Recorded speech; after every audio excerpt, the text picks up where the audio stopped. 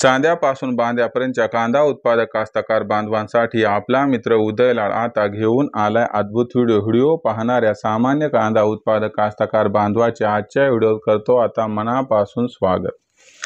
मित्रांनो, सर्वांनी थंबनेल पाहितला आणि सर्वांनी टायटल वाचलं, सर्वांसाठी सध्याचा हा सर्वात महत्त्वाचा व्हिडिओ खास करून कांदा उत्पादक कास्तकार बांधवांसाठी की 1 जुलै नंतर आता देशांतर्गत बाजारामध्ये कांद्याचा बाजारभाव 100% होणार आता या ठिकाणी 3000 पार। पण असं काय घडणार आहे 1 जुलै नंतर की ज्याच्यामुळे आता देशांतर्गत बाजारामध्ये 1 जुलै नंतर कांद्याचा बाजारभाव होणार आहे 3000 पार। आणि जर 1 जुलै नंतर कांद्याचा भाव 3000 झाला तर आपण त्या ठिकाणी कांद्याची विक्री करायला पाहिजे अथवा नाही। जर या महत्त्वाच्या प्रश्नाचं अचूक उत्तर जाणून घ्यायचं असेल तर मला वाटते आता आपण सर्वांनी हा व्हिडिओ या ठिकाणी सुरुवातीपासून शेवटपर्यंत पाहायला हवा। जिथं व्हिडिओ आपणास आवडेल तिथं व्हिडिओला लाईक करा। जास्तीत जास्त कांदा उत्पादक कास्तकार बांधवांपर्यंत हा व्हिडिओ पाठविण्यासाठी नक्की व्हिडिओला या ठिकाणी शेअर करा व सर्वात महत्त्वाची गोष्ट की चॅनलला सबस्क्राइब करून जरूर नोटिफिकेशन बेलला ऑल करा। याच्यामुळे येणारा प्रत्येक व्हिडिओ हा आपल्या सर्वांना या ठिकाणी मिळत राहतो सतत। तर कांदा उत्पादक कास्तकार बांधवांसाठी सध्याचा जो सर्वात महत्त्वाचा व्हिडिओ आणि सध्याची जी सर्वात महत्त्वाची अपडेट आहे की जुलैच्या 1 तारखेनंतर आता देशांतर्गत बाजारामध्ये कांद्याचा बाजारभाव हा 100% होणार आहे 3000 पार।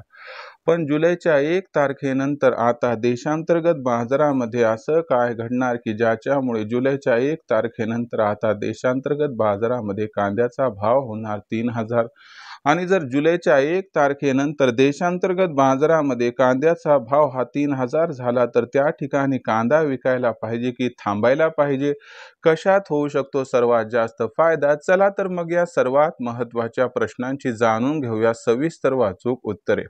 तर सध्या बघितलं तर कांद्याचा बाजारभाव हा आपल्याला 1500 ते 2000 रुपये प्रति क्विंटलच्या दरम्यान दिसत आहे। परंतु 1 जुलै नंतर अशा काही घडामोडी घडणार आहेत की ज्याच्यामुळे कांद्याच्या बाजारभावात तुफान तेजी येऊ शकते। यामागचं सर्वात महत्त्वाचं कारण समजून घ्यायला हवा की भारत हा जगातील सर्वात मोठा कांदा उत्पादक, कांदा निर्यातक देश आहे। अशा परिस्थितीत जर आपण विचारात घेतलं तर यंदाच्या वर्षी भारतामध्ये कांद्याचं उत्पादन हे घटले, त्यातल्या त्यात चांगल्या कांद्याचं उत्पादन 30 ते 40% घटले आणि याचा परिणाम जुलैच्या 1 तारखेपासून आपल्याला दिसायला सुरू होताना दिसणार आहे। आता याच्यामुळे काय होणार आहे, जो कांद्याचा बाजारभाव आहे त्याच्यामध्ये तेजी निर्माण होणार, कारण चांगल्या गुणवत्तेच्या कांद्याची मागणी आणि पुरवठा याच्यामध्ये गॅप निर्माण होताना दिसणार आहे। आणि दुसरी महत्त्वाची गोष्ट जर बघितली तर बांगलादेशला जुलै महिन्यात कांदा खरेदी केल्याशिवाय गत्यंतर नाही आणि याच्यामुळं आपल्याला मागणी आणि पुरवठ्यात बऱ्यापैकी गॅप हा जुलैच्या 1 तारखेनंतर दिसणार आहे।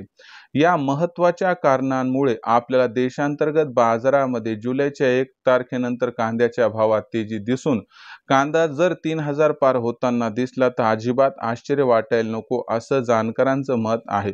मग अशा परिस्थितीमध्ये आपण कांद्याची विक्री ही कधी करायला पाहिजे की ज्याच्यामुळे आपला फायदा होईल, की समजा जुलैच्या 1 तारखेनंतर कांदा 3000 झाला तिथं विकायचंय का या ठिकाणी आणखीन तेजीची वाढ बघायची। तुम्हाला सांगतो, जर पैशाची अत्यंत जास्त गरज असेल, थांबू शकत नसाल आणि कांदा जास्त आहे, शिल्लक ठेवणं किंवा त्याचा स्टॉक करणं कठीण जात असेल तर अशा परिस्थितीत आपण एकूण जेवढं आपलं उत्पादन त्यापैकी 20% कांदा विकायला काही हरकत नाही।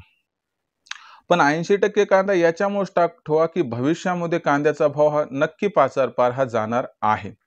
त्यामुळं या पद्धतीनं जर निर्णय घेतला तर तुमचा खूप मोठ्या प्रमाणात फायदा होऊ शकतो। विचार करून निर्णय घ्या ज्यामुळे अजिबात अडचण या ठिकाणी भासणार नाही। भविष्यात देशातील बाजारात कांदा दर हे कसे राहतील याबद्दल अधिक वाचूक माहिती जाणून घेण्यासाठी पाहत राहा आवडते यूट्यूब चॅनल माझी शेती। मला वाटते व्हिडिओ आवडलाय त्यामुळे लाईक करा, कास्तकार बांधवांपर्यंत पाठवण्यासाठी शेअर करा, सबस्क्राइब करून नोटिफिकेशन बेलला जरूर ऑल करा। यामुळे येणारा प्रत्येक व्हिडिओ आपल्याला मिळत राहतो या ठिकाणी सतत। मित्रांनो, अशाच एका नवीन व्हिडिओसह आपला मित्र उदय लाड आपल्या सर्वांना आवडत्या यूट्यूब चॅनल माझी शेतीवर सातत्याने मिळत राहील। तोपर्यंत सर्व कांदा उत्पादक कास्तकार बांधवांचे मी स्वतः उदय लाड आजच्या व्हिडिओत मानतो मनापासून खूप खूप आभार।